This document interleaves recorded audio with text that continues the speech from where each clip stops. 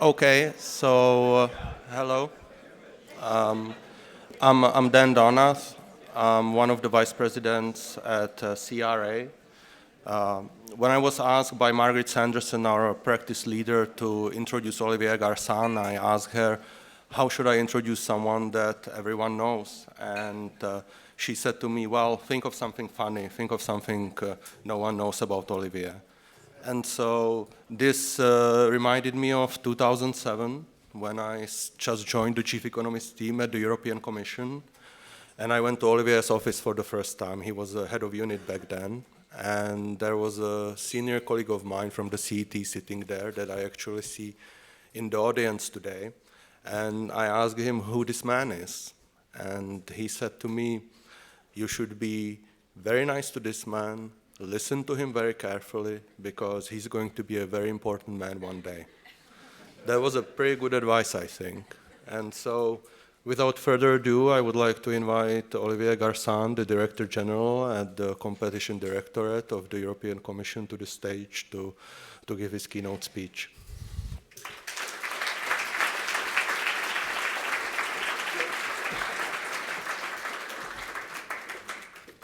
Well, thank you, Dan. I didn't remember that one. Yeah, well, Philippe Lowe actually predicted me that I would become Director General in 2002, but never really believed it because it was to explain why he chose somebody else for the promotion than me. So anyway, well, it's great to be here. I mean, it's one, maybe the key conference in Brussels and on competition policy. So I'm very flattered that I was asked to make the first keynote speech of the day. You will be blessed with Mr. Reinders giving the closing speech. So you will start with the Commission, finish with the Commission. And in between, a very impressive list of speakers, former Commissioner, Prime Minister, and many other things, Mario Monti, who's always extremely insightful. My colleague Sarah Cardell, and of course, and that's another occasion for me to pay tribute. Fiona Scott-Morton will be with you, so that's another opportunity for me to regret that she's not with us. Pretty silly, really. Anyway. So, I mean, you have a number of themes today that are very topical: digital regulation, exploitation of privacy, economic approach, nascent market ecosystems, etc. And there is a thread. And there is a thread that we find in our daily work as well. And that thread, in my view, is innovation. I mean, innovation has been increasingly important in antitrust policy and enforcement. And you're really seeing an increasing number of cases that are just about the protection of innovation and the protection of the possibility to innovate and derive benefits from your innovation.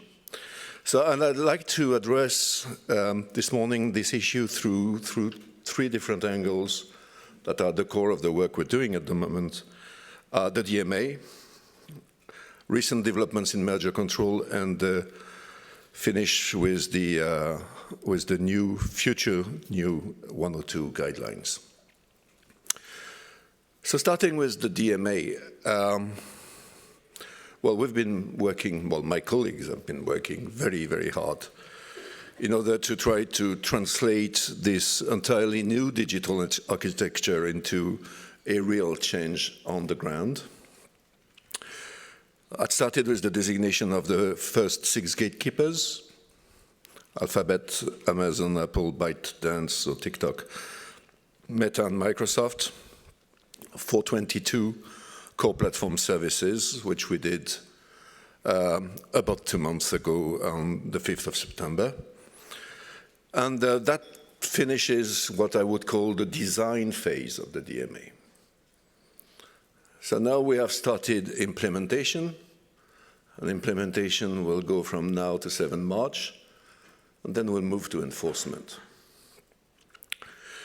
So, of course, all this is a bit more fluid than this, because at the same time, we are continuing to work on potential additional designations. We have 5 ongoing market investigations into additional services offered by Microsoft and Apple. So Edge, Internet Browser, Bing Search Engine, Microsoft Advertising Business, and for Apple iMessage and iPad OS. And also there are some potential gatekeepers that did not qualify for the threshold, but will qualify for the threshold, at least Booking has already publicly announced that they expect to have to notify that gatekeeping status to the Commission in 24.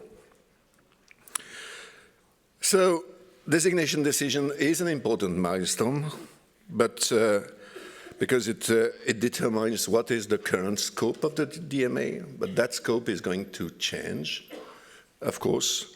It's also going to change in terms of practices in scope, because as you know, we can add new practices, we can add new do's and don'ts through delegated act, and we will not shy away from doing it if and when it is necessary. Anyway, for the time being, it is now clear which are the companies that need to respect the DMA and in relation to which services.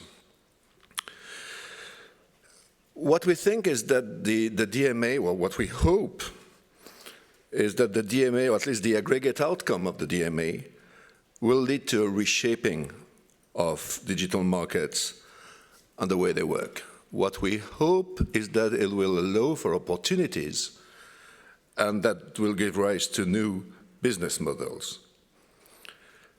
This new business model should develop from a new value allocation in the markets that is based on the new opportunities that the DMA is designed to offer. So that is really going to be the focus of the phase that starts now, which is focused on compliance and implementation. So in a way, we have shifted from the who to the how. And that is what is going to keep us busy for the few next months. What we expect from compliance by gatekeepers is some concrete and tangible changes as soon as the 7th of March, when the enforcement phase will start. We think and hope that some of the benefits, some of the new opportunities will already materialize on the 7th of March. For example, new third-party app stores, choice screens on new devices, and a number of other things. But of course, at the same time, for a number of other things, it will take time, and the full effect on digital market structures will depend on how each of the specific obligations will materialize over time and how the opportunities will be seized by competitors, but also by customers. In other words, the DMA is not prescribing outcome. The DMA is opening opportunities for innovation. So the scale of the impact of DMA will depend, of course, on the take-up of these newly created opportunities by market players, and as well by the switching or not switching by end users to alternative service providers, and how quickly it will take place. When it comes to compliance, there's something that is clear and was the main advantages from an enforcement point of view of the DMA, is that it shifts the burden of proof to the gatekeepers. So that's very important. At the same time, it should not happen in a vacuum. So there is a responsibility for the enforcers to engage with these gatekeepers and guide them through their compliance efforts on all areas of application of the DMA. What does that mean in practice? Well, that means that the DMA team is currently handling over 150 files.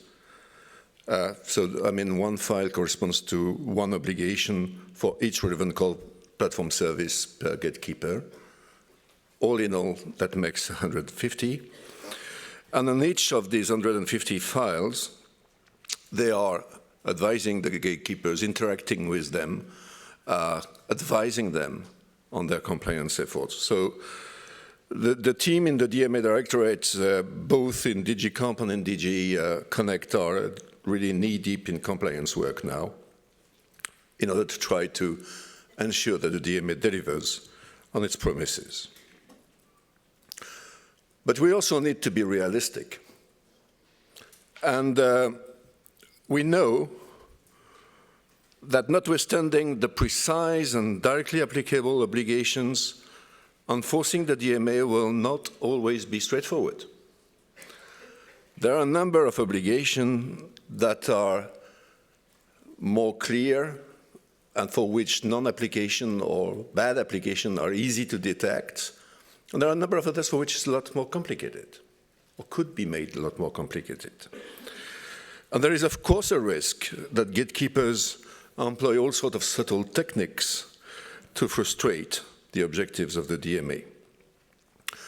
One of the things we're doing is to work hard to avoid that risk within the DMA, but also my colleagues that are enforcing Article 101 and 102.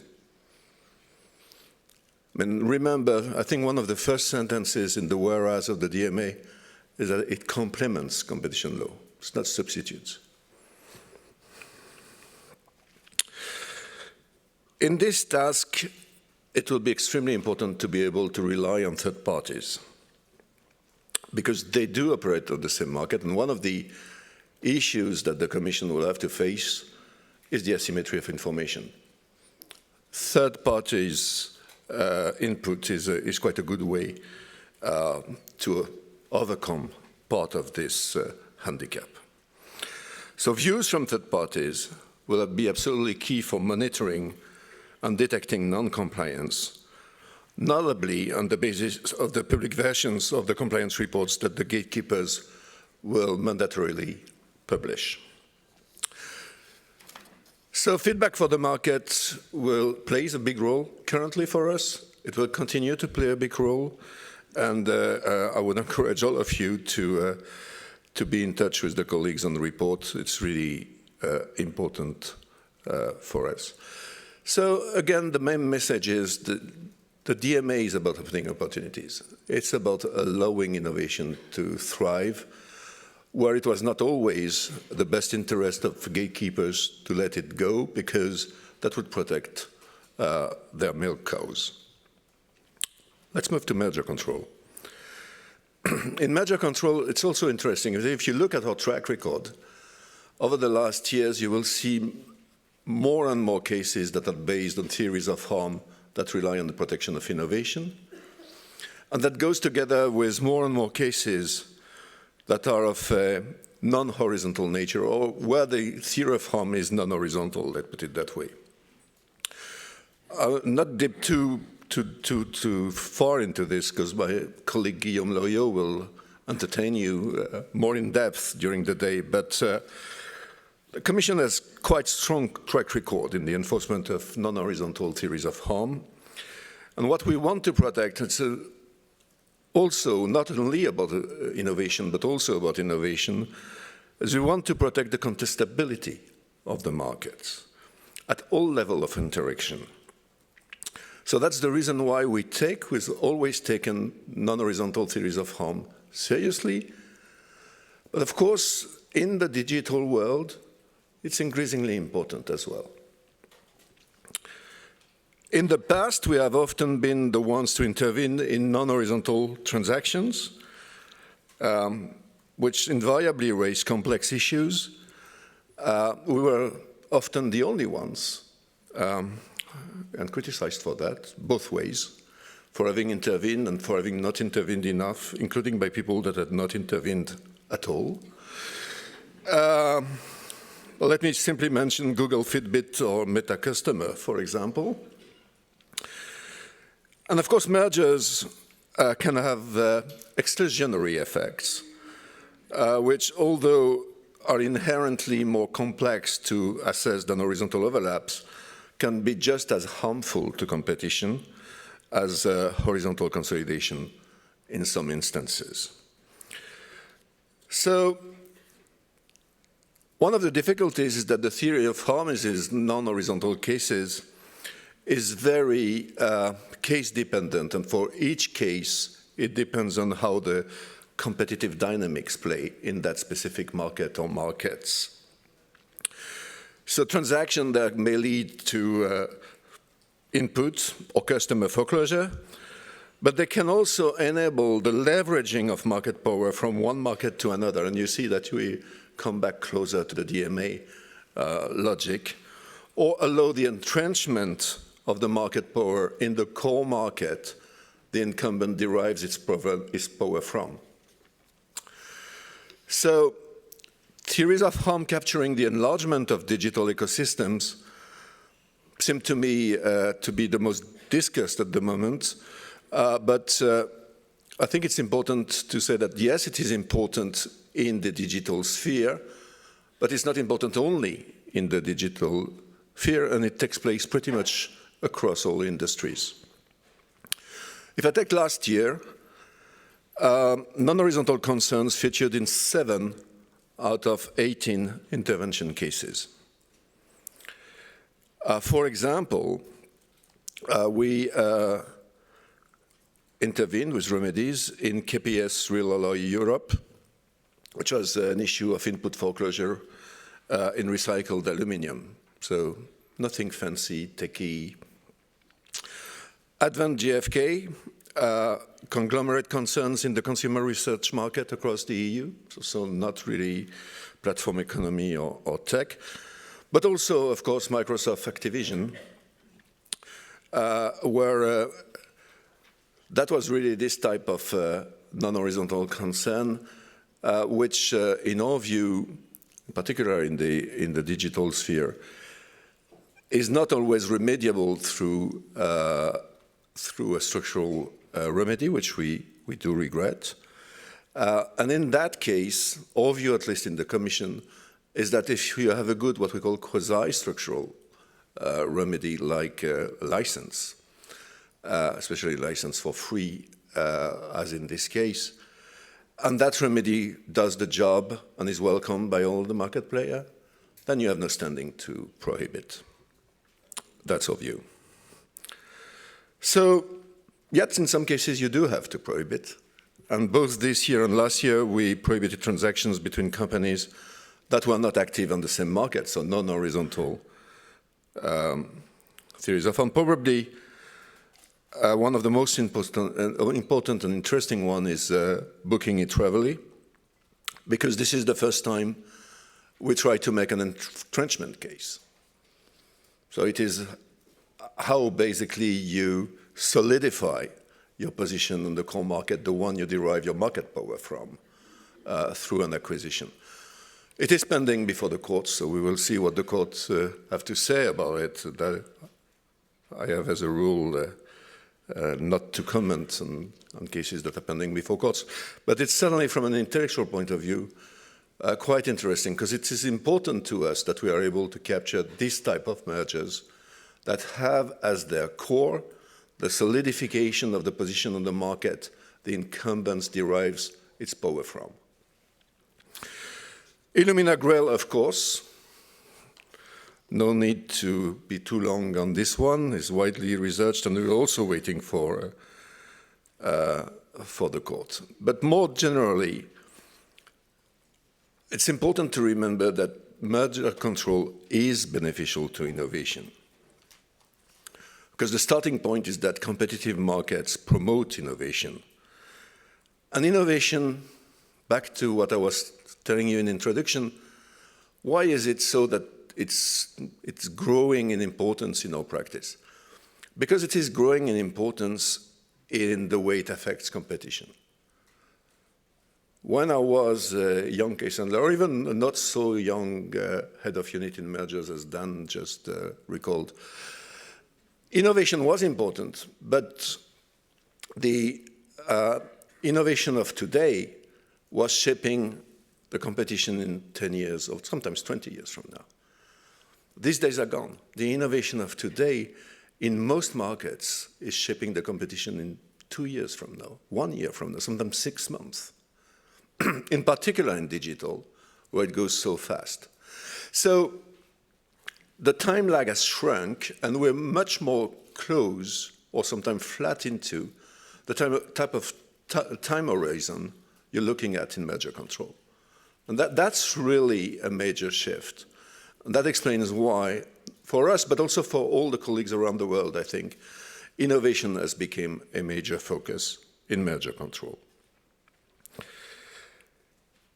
We think we've been, and we try to remain at the forefront of enforcement of merger cases that we think would lead to harm to innovation, be it in horizontal or in non-horizontal cases.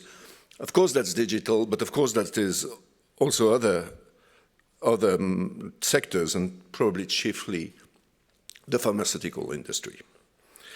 In pharma, we have intervened quite a lot in cases where we saw a risk that pipeline products would have been discontinued, delayed, or diverted. I will simply mention Pfizer Hospira, Johnson & Johnson Actelion, or AbbVie Allergan, for example. But coming back on Illumina Grail, it is very much a decision about innovation and the protection of innovation. Because the decision underlines that innovation in a dynamic market can also be harmed if competitors do not access to an important input or asset. So we think that in this case, the transaction would have stifled innovation on the emerging downstream markets for NGS-based cancer detection tests.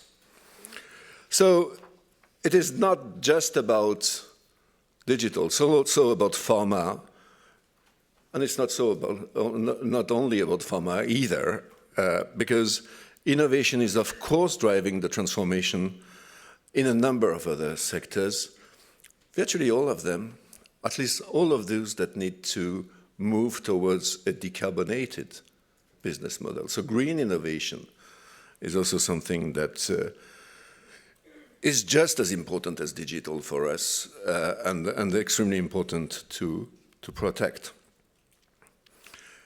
And there as well, in a number of cases, we have looked at dynamic and innovation effects in established industries. For example, the competitive impact of a merger and the incentive to innovate or engage into R&D. There are a number of past decisions that you will find in very traditional sectors, and that are centered around this type of consideration. For example, Dow DuPont or Bayer Monsanto. And even just recently this year, we had Sika MBCC, which was a merger between two companies that were playing a crucial role in developing chemical admixtures to make greener cement.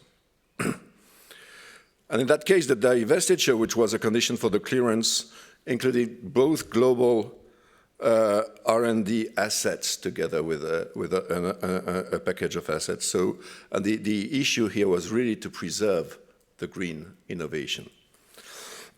Sorry. Thus, merger control is really for us a key role to play as well when it is about protecting innovation. It is about killer acquisitions or reverse killer acquisitions, but it is about a lot more than that. Let me finish with the 102 guidelines, because of course 102 historically has also been big in terms of protecting innovation. I mean, it is basically about preventing gatekeepers to stifle innovation by competition. And that is probably in particular true for exclusionary abuses.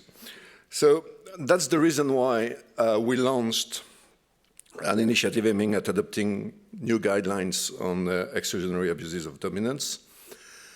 And the reason for this is that when I was head of unit, at the time Dan recalled, and actually a bit before under the leadership of Mario Monti and Philip Lowe, we decided to move across the board to a more economic approach, moving away from a very traditional, very lawyers-based approach to pretty much everything we were doing. So this is when we created the chief economist and a number of other things. And in 102 in particular, we wanted to give the signal that we wanted to move to a test of impact on potential competition, or potential impact of competition, depending on the cases. And we tried to do this through cases. So we did Intel, that didn't work so good. And we thought, okay, we need to communicate our vision. So we did something we very rarely do in the Commission. We made declaratory guidelines, or guidance paper. And that was the 2008 guidance paper on 102. And it worked well because, I mean, like 25 or 30 cases later and 25 or 30 court cases later, we're there. We have a standard of potential impact on the functioning of the market. So we've moved away from a very legalistic standard. But of course, I mean, along the way, the courts have precised the notions, sometimes very usefully. I mean, for example, when they told us, well, look, I mean, maybe if you have a monopoly that is doing exclusivity rebates, maybe you don't need to go into a full economic test because that's bad in itself. I tend to agree with this. In other cases, we think not so usefully when they set the burden of proof at, in my view, too high standard, and we're contesting these cases to the highest court. But we are in a very different place 15 years later than we were in 2008. So it's now time to consolidate all this, and also in 102, move to the next steps in terms of putting competition policy and enforcement to the service of protecting innovation. Thank you.